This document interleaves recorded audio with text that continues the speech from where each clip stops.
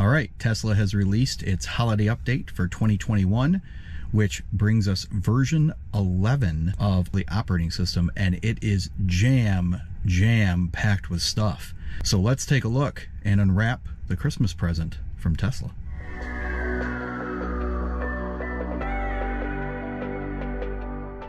Hey there, welcome back to Am I Tesla Guy? All things Tesla from an everyday guy in Michigan. As I just mentioned, Tesla has released its holiday update for 2021, which brings us version 11 for the car. So let's take a look at what we got here. Quite a few gifts in this one. And this video is going to be more about a very general overview of each of the features, probably show you a little bit about each one, but it's not going to be a super deep dive into each one. I am hoping to make some videos that dive way in depth on some of the bigger updates in the future. So let's take a look and see what we have. The cool thing I do want to point out is that I'm going to try and throw a video of it in here real quick. I didn't know that it was going to do this, so I didn't get a really good video of it. And that is when you first get done downloading it installs and you get in the car for the first time, it almost has like, I guess I call a welcome tour to the new things in the software. And I actually thought that was kind of neat. I don't remember that on past updates. If you have seen that on past updates and I'm just somehow missing it, if you please let me know that in the comment down below. I certainly don't want to misspeak. But let's take a look at what we have here. So first off, because I do have full self-driving beta, we got a new version of that. I believe we're on 10.8 for that now. Then we've got release notes for it, which I really like that they do these release notes now. I'm not going to read them all to you, but they do give the release notes now, which is nice because you always kind of wonder, well, what exactly did they do with the update? Some autopilot improvements on full self-driving beta visualization improvements, cabin camera improvements, light show, which is in the toy box. We'll definitely be showing you that. Customizable app launcher, simplified controls, blind spot camera. And I do want to take this opportunity to point out, I'm just getting used to this. This is only the third time I've been in the car since I got the update, so I'm still learning this stuff myself. Blind spot camera, I love this. Edit Waypoints, so now Waypoints has come to, in this case, the beta stuff. Boombox Megaphone, I've had a surprising amount of fun with that one too. TikTok, which more power to you. I don't use TikTok. Sonic the Hedgehog, another game. Multiplayer support for Battle of Polytopia, which my son apparently is very excited about. He mentioned that to me, and I'm like, well, who are you going to play with? Because I don't play it. So maybe he'll play with himself. Sudoku, which my wife really likes. She likes that game. Some cold weather improvements. Automatic heat seaters, which I have already turned on, and I've found to be working quite well. Manage your dash cam clips, so now you can delete them easier. Dark mode, you can set it to dark mode all the time, and hide map details, which I have not yet tried because I don't find the map to be overly burdensome when I'm looking at it or confusing. So there you go. That's just the brief run through of the release notes. Now let's dig into a few of these in more detail. All right, so we are going to come back to the FSD Beta part of that. I will show you something on that. Really, the main thing to me on it, outside of has it improved or not improved, there is actually a new feature within the FSD Beta suite. So let's go through some of these other things. Light show, this is really cool. So let me get out of here, which now this is actually, you swipe down to get out of a lot of things instead of the little X that you used to have in the upper left-hand corner. That is different. The only thing that I've seen so far that does not work that way is actually your backup camera. You do still have the X to get out of that one. Go figure. So we'll go to our toy box. You go into toy box and you come down here. So these, if you remember, used to run along here. But if you go into light show and you hit start the show, then you step out of your car and it will tell you to do that. Well, let's show you. It says the show will begin after you exit the vehicle and close all doors. Be sure to park outside. Enjoy the show. Note, you can use any door handle or the trunk button to stop the show. And I can tell you, in a standard range plus with the partial premium interior, which doesn't even have all of the speakers or the level sound system that Teslas have become known for, you put that at about 3/4, like where I got it there, it's pretty loud. Now, I am going to show you the light show from another clip, because to get the full understanding of how awesome this is, you have to see this at night. So let's take a look at that right now.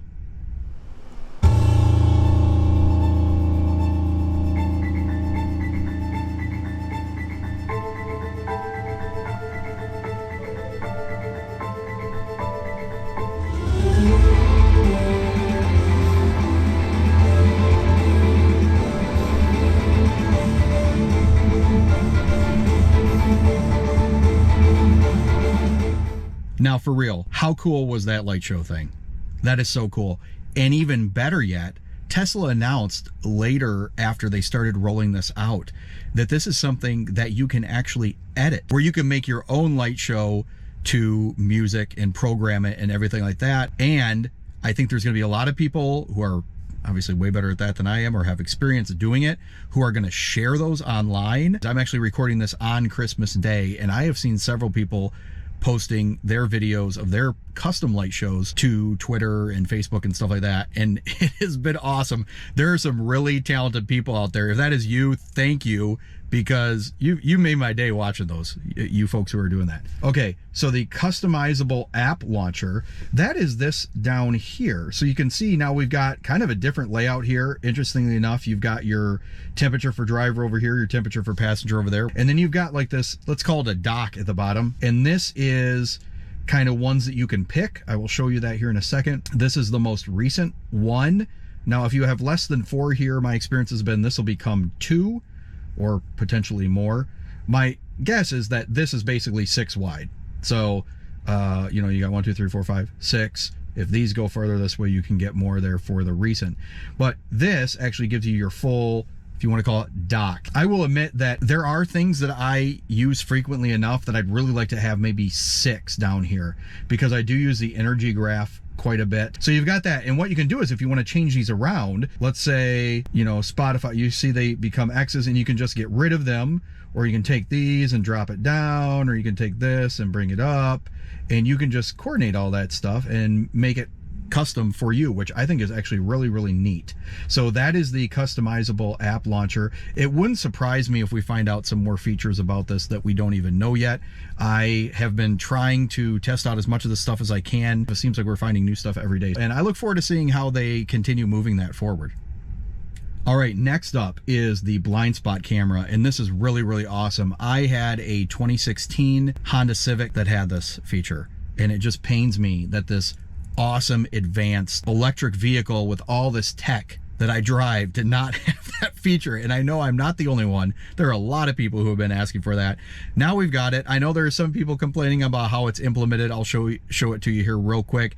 And I get that. I'm sure they'll improve on it and refine it over time. But let's take a look at how it works real quick. So let me get rid of that. Let's put her in drive here. And I'm just in a parking lot, so I'm not really on a road right now.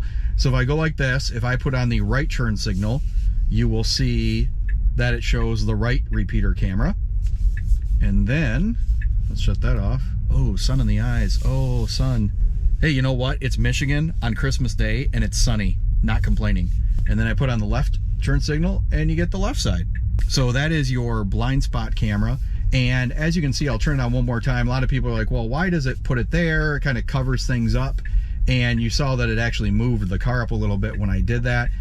You know, where is the right positioning for that? I don't know. One of the things that we do not have now, at least not that any of us can find, those cards that you used to have here where you had your trip odometer and your tire pressure, and I believe the windshield wiper was there too. That is gone. That stuff is now over here in controls. You go to, I believe it's service, and that's where you get the tire pressure. So it's an, you know, it's an extra click. I think, you know, we're, as humans, we tend to adapt to this stuff pretty quick. As amazing as this car is, humans, we're something else, man. I mean, we tend to not learn a lot from our mistakes. And we should learn from our mistakes, because that helps us get better. But we do adapt to things quite quickly. And then your trip information is going to be right here, kind of laid out differently. I do like that you can see it all in one spot. So I like that part. I will say I do agree with folks who are like, oh man, I got so used to just looking at it down here. I do agree with that. I'm going to withhold my final opinion until I get used to it and see how I like it, because now it's just there and there, and I get everything in one spot. So there you go. Blind spot camera, and a little bit about the changes in the user interface.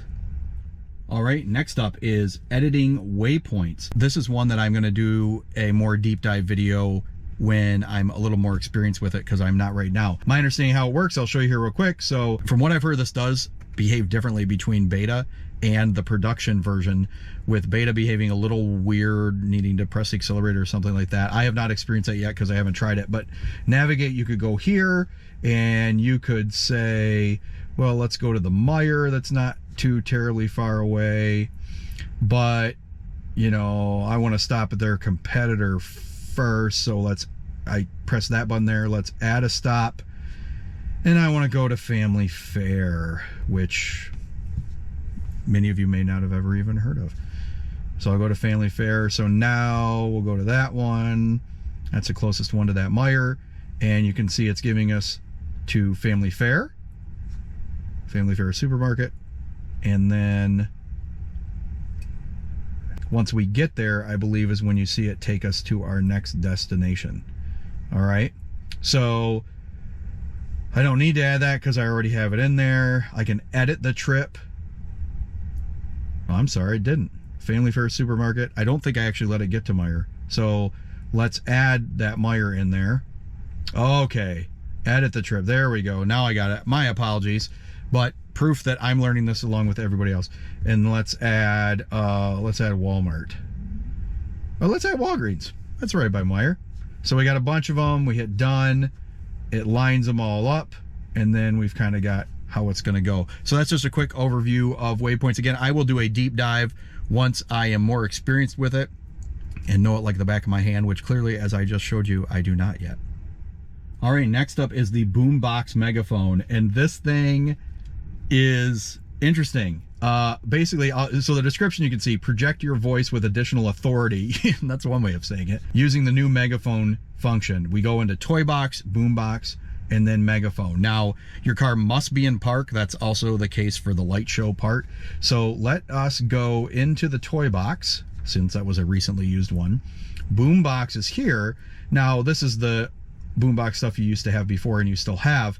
But Megaphone, so when I press that, you will not be able to hear it because I'm in the car right now, but I will insert a clip here showing you how the Megaphone works, me being in the car saying things, and it using the external speaker on the car to project what I am saying. Hi, so this is me, and I'm a car and I'm talking to you. Ka-chow! You do not know the true power of the dark side. Ho, ho, ho! Merry Christmas!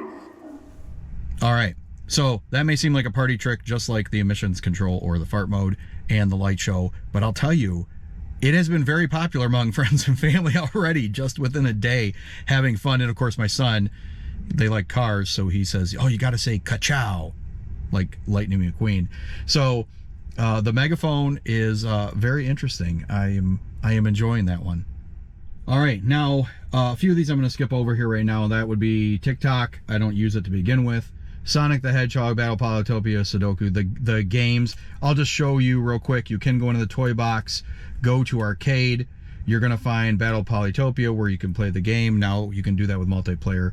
Sonic the Hedgehog does require a game controller, and then Sudoku. Those are the three new games. So let's hop back over to the release notes, and I've got a couple more that I want to go through in a little bit more depth. The first of those is going to be the seat heater change. So you can see here automatic seat heaters, and if I press down here where I bring this up, you can see I've got it set to auto, and on that side it's set to auto as well. Now you can still go manual, so I could go 3, 2, 1, call those whatever. I like it when people call them strips of bacon because that's kind of what they look like. And then I can just go back to auto and it will determine it. And what it's doing is it's using the temperature in the car, the temperature of the seat, and surroundings and all that, and figuring out how you would want it. And I can tell you, I have tested this already because I preheated the car before I came out to record this video, and it did turn on the seat heaters to 3 as part of the preheating process. And when I got into the car, they were down to 1.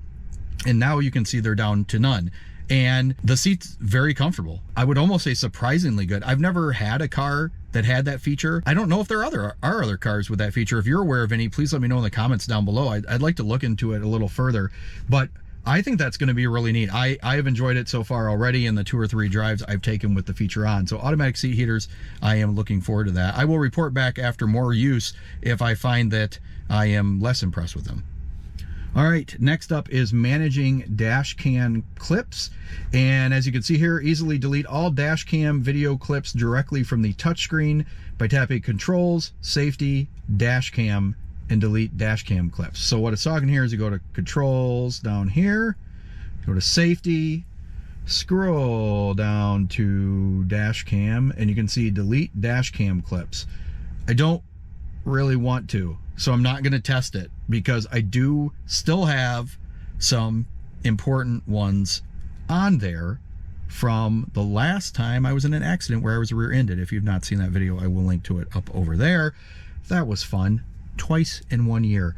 Nonetheless, Lightning, the Tesla Model 3, is doing fine, all fixed up and ready to go. So you can now delete the dash cam clips from there, which is good because, man, you got a bunch of them. Just deleting them one at a time is an exercise in patience. So that is a nice feature to have. I'm glad they added that. All right, so I got 3 more in total that I'm going to talk through with you. 2 of them here pretty quick, and then one a little more in depth. Next one is dark mode. So you can now just set it to be in dark mode all the time. So controls, display, appearance, you can pick dark. I keep it on auto myself for that. And then hide map details, from my experience, makes the map a little less cluttered, few less labels. I'll show you how that worked. So we go to the map, and right now you don't really see. I press that, got labels up there, gets rid of the labels, so you see where the hospital was and everything, puts them back. So that one happens to not be a huge deal for me, but I can imagine in a really congested area, big city, something where you have a whole bunch of places that people like to go to that are labeled on maps like that, I can understand wanting to remove those, have a much less cluttered map, so you're really seeing what you need to see, which is where you're going. All right, now for the last one, and that is the updates to Full Self-Driving Beta. I'm not going to go in depth on whether it's improved or not improved or anything like that on driving. I feel like I need to do that as a separate video. But what I do want to show is kind of a display change. And I'll show you. Let's go to, there's a Panera Bread right up the road from me here, where I'm recording this. Let's go to that one. So what you can do now is you can make the Full Self-Driving Beta view take up the entire screen. Now, I am somebody who actually likes to have the map. It's just me, and I prefer it not just be over here, which is how it worked before that. I'd like it to almost be split 50-50. But right now, you'll see here in just a moment when I turn on Full Self-Driving Beta, it'll stay like it is now, but I'll get the option to slide it over. I've already got that option. I can see it right now. All right, so there's a little thin gray line right there. I don't know if you can see that on the video, but I will engage this and you can see it's engaged. All right, I'm driving along. And what I can do is I can take that, hold it, and slide it all the way over. So that gives me the entire, I'll tell you, it is impressive to see. It is impressive to see. So for what it's worth, Full Self-Driving just did a great job, right? 4-way stop, waited our turn, and then it went. So I just want to show you that, and then you just pull this and you can bring it back. And it's not something where you can stop it wherever you want, right? I pull it like halfway and it snaps back. I pull it about 3/4 and it snaps over. And then when you're in the full view like that, it will kind of put your driving directions down there. Now, as part of this, I'll just show you real quick. It's got interesting on how it's kind of changed the look here. You can see that autopilot symbol right there. Sorry, Michigan roads. I'm bumping all over the place. Super small. I don't know why that's so small, but now we got this information really close. But for beta users, if you want to report like an error or something to the autopilot team, now we're way over there. So when it's over here, the nice thing is they did move over the report thing to right there. And then you can kind of see the screen, how it looks here, and it's just driving me along. But this is really one that I wanted to show you, is that you can make the Full Self-Driving Beta take up the entire screen. And I want to use that for a while just to see how I feel about it, because I am somebody who likes a map. I can't really explain why. I just like kind of seeing where I am in my traveling progress. So there you go, the new visualizations on Full Self-Driving Beta. There you have it. That is the brief overview of the many smaller presents inside of the massive holiday update for Tesla 2021. Now, I do want to point out, I have a 2020 Model 3 Standard Range Plus. I know there are some different features for different cars. For example, those cars that are newer, that have the automated lift gate in the back or the automated trunk, some of the newer Model 3s and Model Ys, when you're running the light show, the trunk actually goes up and down too. So that's really cool. And there's also with the light show, those vehicles that have the new Matrix LED headlights, they will actually flash the word Tesla if you have it like doing the light show up against a wall or a garage door or something like that. They will show the word Tesla. So I can't do that because I don't have those headlights in my car. Not a big deal, but you owe it to yourself to look that up on YouTube because it does look pretty cool. Adds to the party trick. So what do you think? What do you think about the new user interface? What do you think about that application? I know there's a lot of different feelings about it. What do you think about the colored icons? I know some folks don't like that. They prefer more of the grayscale kind of look. I just love to know what you think. I'd love to know your thoughts down below. If you have not already subscribed, please do that so you can see those videos as I roll them out. And if you got any value out of this video, I would ask that you please click the thumbs up like button down below. I really appreciate that and it helps out the channel. And I look forward to seeing you in the next video.